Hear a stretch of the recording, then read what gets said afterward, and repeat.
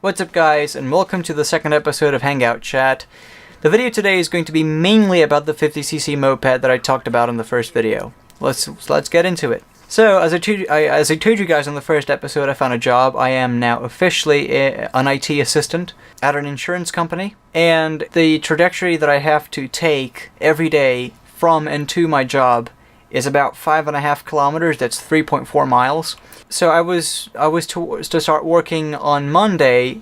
The Saturday before it, I sold a graphics card. It was a GTX 1050, and I bought this 50cc moped because I found this local ad listing. It was listed for 700 BRL, but I was able to lowball the guy to 500 BRL. That's about $160. I found this one saying that the engine had been rebuilt. So I said, well, that's it. That's the one, because the engine supposedly is the most expensive part of the motorcycle. So I said, well, this is it. This is the one I'm searching for. So I on the same day I sold the GTX 1050, and I went down to a public place to hand over the money to the guy and make my way home with the moped. It said, oh, if you give me a positive that you're actually coming to get it, I will put some gas on it so you can, make your way home. And he did so. I thought that, well, maybe I'll just change some old parts and that's it. Well, remember, I paid $160 for this moped, and at the end of the game I ended up spending over $400 in new parts. And as of recording this video right now, it's not running. It was running before, now it isn't. Let me try to explain why. So, first, it came to mainly aesthetics. I wanted to sort of restore it to more or less what it should have looked like. So I bought the splash guards and the mud flaps and everything that it needed. I thought that mine was a Caloi brand, but in fact it was a Monarch. It was just that the frames were extremely similar. There were some key changes between these frames, but they were extremely similar. So I thought that mine was a Caloi when it was a Monarch. So I bought the splash guards and the mud stoppers, the mud guards for Caloi, and so my father had to sort of adapt things to fit, Caloi parts to fit on a Monarch. Again, the frames are extremely similar, but there are some key differences that make some parts not fit properly. And so that's the first part. Now, the transmission system on these 50cc, on these Brazilian 50cc mopeds and 75cc mopeds is extremely intricate, and it has to be tuned to absolute perfection in order to work properly, or even in order to work at all. I'm going to try to explain with some video overlays on how it actually works. I would say it's extremely well engineered, but it's very, very temperamental and finicky, accounting already that it's a two-stroke motor, so two-stroke motors are already very, very finicky. Let's start with some sort of technical jargon. What is a two-stroke engine? Okay, so a combustion engine, or an engine that burns gasoline or alcohol, or gasoline or alcohol and diesel, they have to take air that's pre-mixed with fuel by a piece called a carburetor. It has to compress that mix of air and fuel. It has to combust that mixture, and then it has to do away with all the gases and the pressure that was generated from that explosion.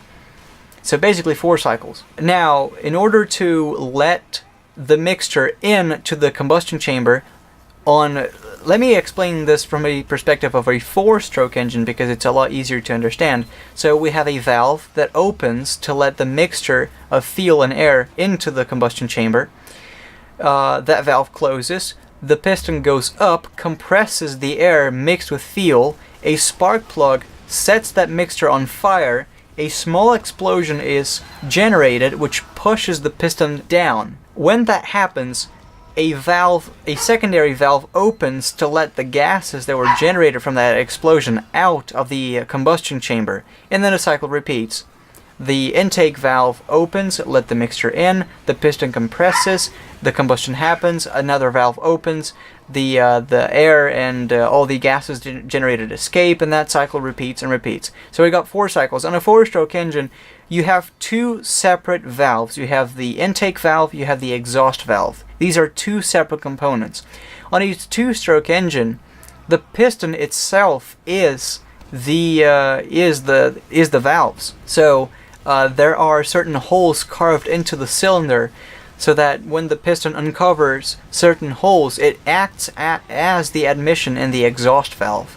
It's pretty interesting stuff. It makes for a much lighter and simpler engine that, because of that, is much more temperamental. That's the basic of it. I could go a lot more in depth on how 2-stroke and 4-stroke engines work, but I will spare you that. So it's a 2-stroke engine. So the carburation, that is, the mixture of gas and fuel, is very critical for the engine to work properly. If there are any issues with the carburation, that is, with the mixture of air and fuel, you will notice it immediately on the throttle or on the power output of the motorcycle. So on these mopeds, the clutch is a centrifugal clutch. So when you rev up the engine, friction pads come in contact with the interior part of a barrel that's connected to first a belt, and then there is a further reduction that actually connects to a chain that actually drives the wheel. And I can show you in pictures what that arrangement looks like.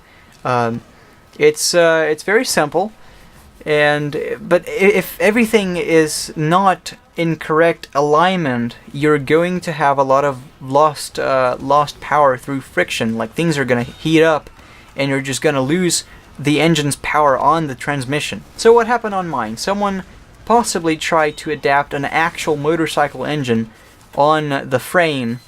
They couldn't, and when they noticed that, they just tried to put back together the pieces that hold the engine back on the frame, but they just simply couldn't do a proper job. And so the engine has to sit straight. Imagine from the perspective that you're sitting on a motorcycle. If you look down, the engine has to be in perfect alignment with the frame. But on mine, someone soldered the 2 pieces that hold the engine on the frame. They were soldered sort of out of alignment, so the engine was ever so subtly, like 15 degrees facing northwest. And that, of course, is going to make the belt a little bit slack, and it's going to create friction because the pulley on the engine is out of alignment. So together with the centrifugal clutch, we have a CVT transmission.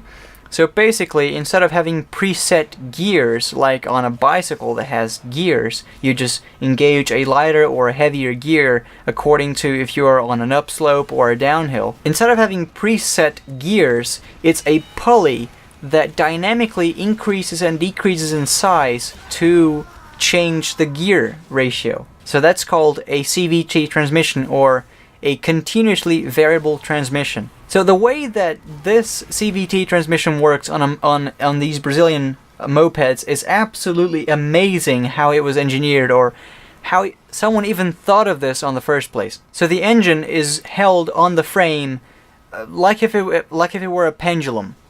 So the engine can swing back and forth on the frame as if it were a pendulum.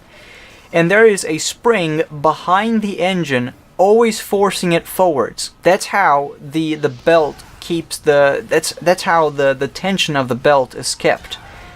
This would be very simple if we didn't have a CVT transmission. You could just stuck the motor on one position so that the belt is always tensioned, and off you go.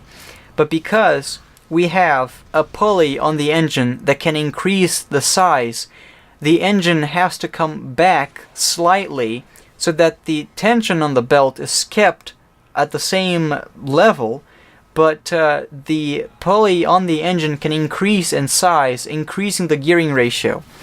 So inside, it's all automatic on a moped. The clutch and the transmission the gearing is all automatic. You don't have to do a thing about it. All you have to do is just pull the throttle and brake. That's all you have to do. But what decides when the engine will start to shift gears and increase or decrease the gear ratio is that spring behind the engine. Because inside the clutch, inside the movable part of the pulley that can close to increase the size of the pulley and change gears, inside that movable part are 3 metal spheres, like bearing balls.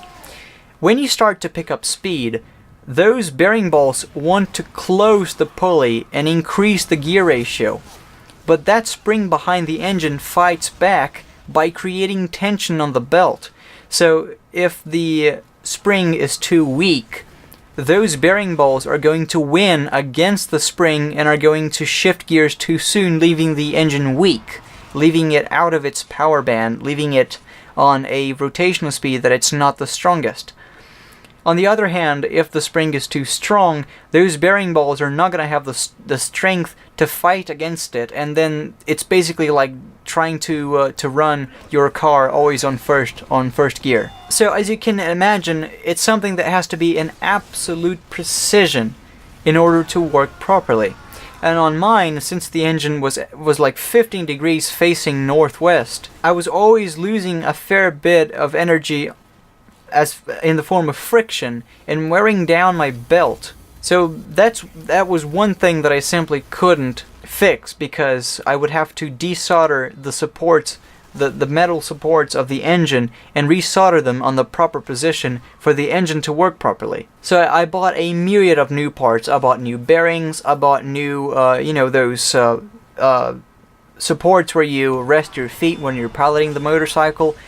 I bought new brake pads, I bought a headlight, I bought a new carburetor. I bought a myriad of parts, adding up to over $400 in parts. The problem is, the engine produces so much vibration that half of the time either things break due to fatigue, metal fatigue. That's how much vibration that engine creates.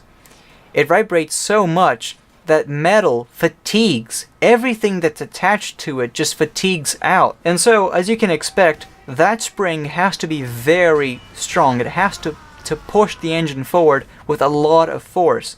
And so the support that's mounted onto the engine, where the spring pushes onto, has to be very strong. And mine, due to just metal fatigue, it broke. So I sent it to a specialized mechanic that replaced it with a new one.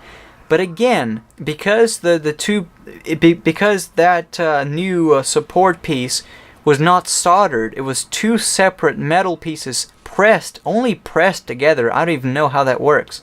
It wasn't even soldered, it was just pressed together. Due to the vibration of the engine, that brand new part broke. And to me, that was the point that I just simply couldn't. I couldn't cope with it anymore. I just lost all my money. I had no patience to work on it anymore. And I said enough is enough, and I am really on the verge of selling it. Not selling it to some other person to have a whole bunch of headaches, as I have had with this, but really for someone to just take it apart and assemble something else, perhaps another moped that's in need of some good parts.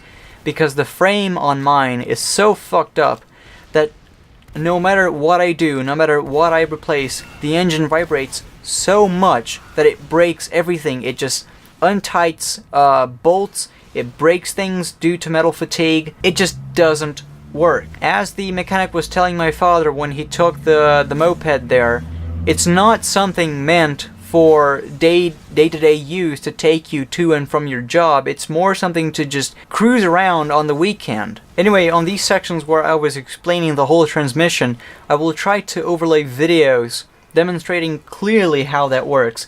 It's very well engineered, and it just breaks my mind to think or try to imagine how someone came up with this.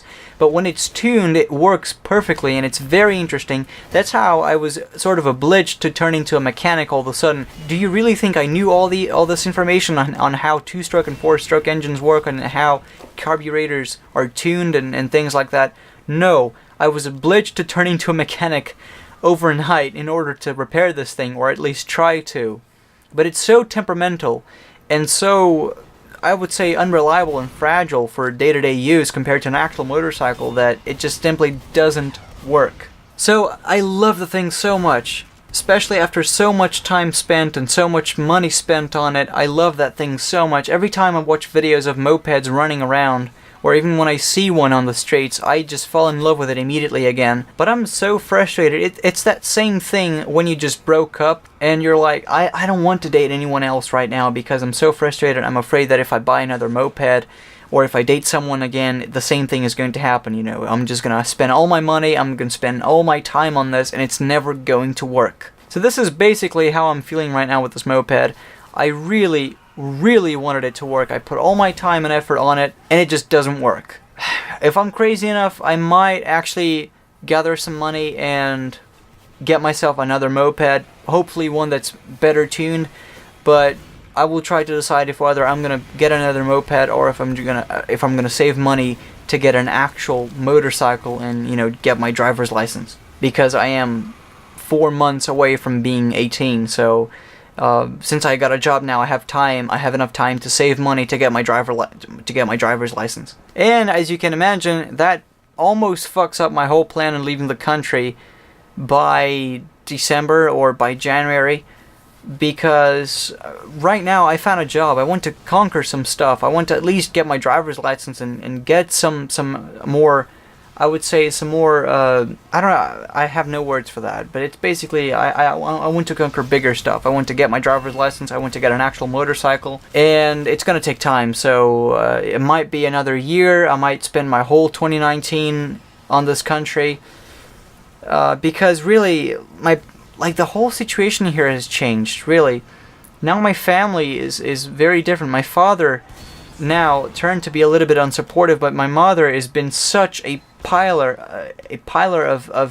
of strength for me, and she's been helping me all along. I'm really surprised, and I'm really happy with how my mother has been helping me. Not in a childish, oh, he relies everything on his mother.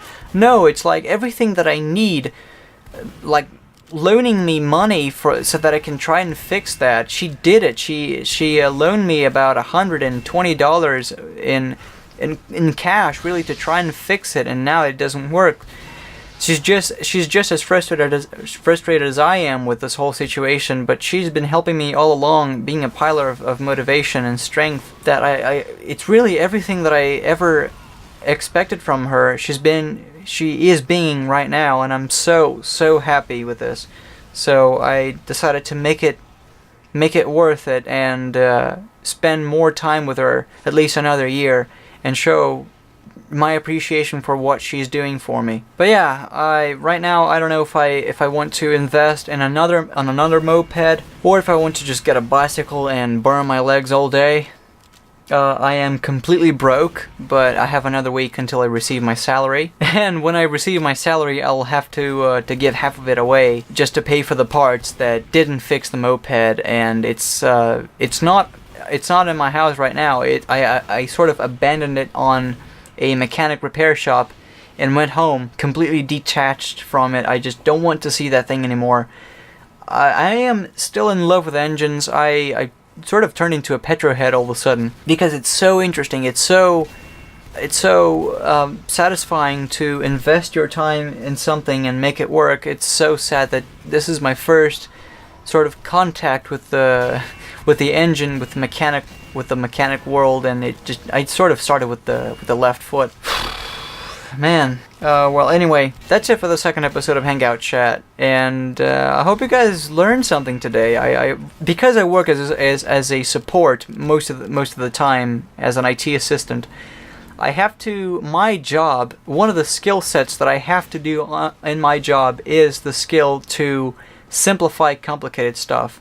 Try to explain something complex to someone that doesn't know a thing about computers. And I think that's been carried over to many other knowledge bases that I have in my life. So I really hope that you have learned something today. And, well, that's it. See you guys later. Take care.